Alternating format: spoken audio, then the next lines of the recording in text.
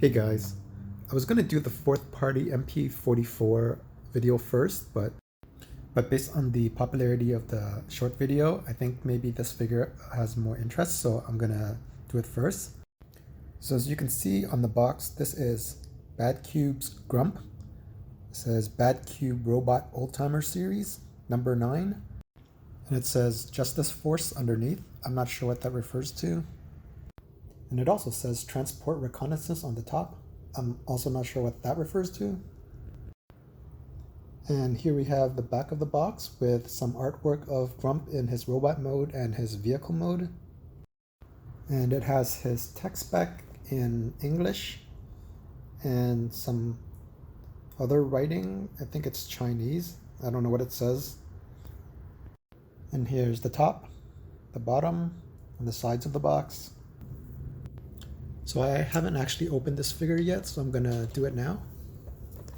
So let's cut the tape.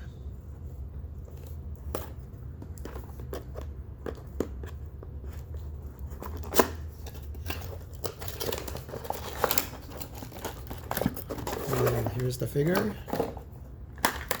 Comes in this plastic clamshell and has this booklet and some cards.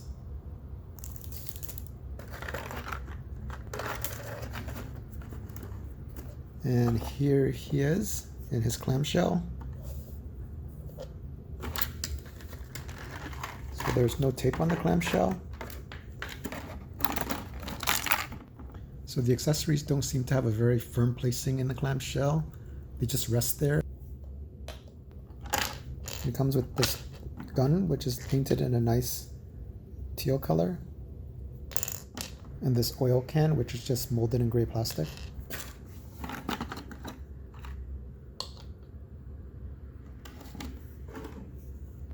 And he also comes with this gray cartridge, which was shown in the episode Changing Gears, in which when he didn't have it, it made him nice.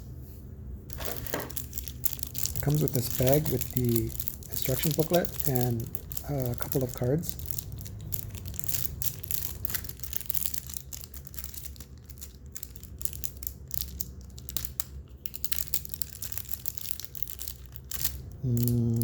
Can't figure out where it opens. Sealed pretty tight.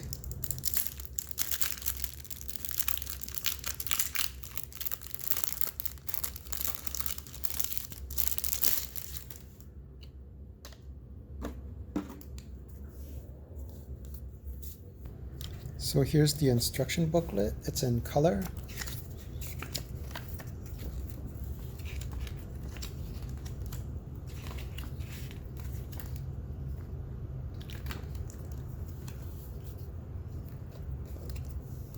And he comes with this card. Looks like the typical Masterpiece card. Bio and tech spec, but can't read the bio. This is Chinese or something. And he comes with this additional card that has an English bio. I guess they wanted to give us an English bio without just giving us the same card. And here he is with his nice G1 cartoon head sculpt, nicely painted silver. Also some silver paint on the chest and on the thighs, otherwise just molded red and blue plastic.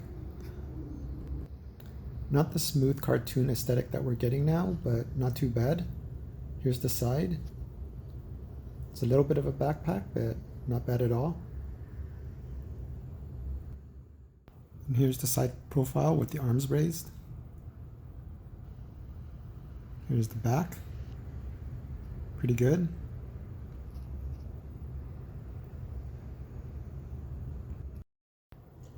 For articulation, his head rotates 360. His arm rotates 360. His arm can go out this far. He can bend at the elbow. He has bicep rotation. His waist rotates 360. He can do a full side splits and then some. He can do a full forward splits. He can bend at the knee slightly less than 90 degrees. His feet can point this far, no upward movement. He has about this much ankle tilt. And his arm can bend outwards about this much for a shooting pose. His wrist can bend down a little bit. He can hold his gun just by pushing the handle into his fist. To use his oil can, you need to open up the arm piece like this and rotate in the fist. And now there's a slot where his fist used to be. You just plug the tab in the oil can into that slot. To use the cartridge accessory, you just need to open up his chest. And there's a slot where you can slide the cartridge in. Removing the cartridge isn't as simple. You need to use your fingernails or tweezers. This chest piece is on a ball peg, and I find that on mine that it pops out pretty easily. And here he is compared to version 2 Masterpiece Bumblebee, and compared to the version 1 Masterpiece Bumblebee. And here he is with X-Transbot's Klaatu, aka Cosmos.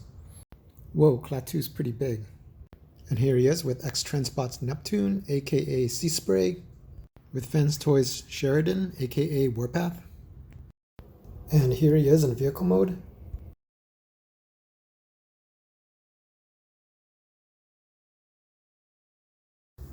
And here he is compared to the version 1 Bumblebee. And here he is compared to the version 2 Bumblebee. Believe me, Optimus, I tried. Can I have the Matrix anyways? In case you don't get the reference, that was from the Generation 1 Season 3 episode Dark Awakening. Here he is compared to X-Transbot's Neptune, compared to a standard MP car, compared to his G1 self. So I decided that I'm not going to do transformation for Masterpiece style figures because they're too much of a pain to do on camera, but I'm going to show some issues that I had. So for this chest piece, there are two pieces behind it where you're supposed to rotate them and peg them into the side of the wheel. The problem is that they don't. So here's the piece right there.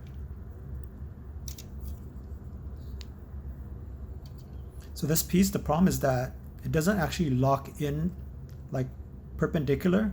So when you're trying to plug it into the wheel, it shifts up and down a lot, and it makes it really difficult, and it keeps like untabbing other pieces for me, and that was one of the issues that I had. So another issue I had was trying to keep the two back panels tabbed in. You see the gun also tabs into the two back panels at the bottom, and if you tab the gun in, it really helps keep the two back panels tabbed together. So another thing to note is that when you're folding the leg to go into vehicle mode, you don't just fold it, you need to accordion it at the knee. So there's this double hinge at the knee that you need to accordion and not just fold it. So overall, I think this is a good figure. The legs could be a little bit cleaner, but it's good enough for me. I won't be swapping it out. So this figure is actually a reissue. I got it at Show Z store, but unfortunately it's sold out there now. But I believe it's still available for pre-order at TF Source.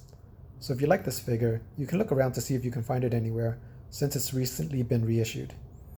And that's about it for this video. Thanks for watching.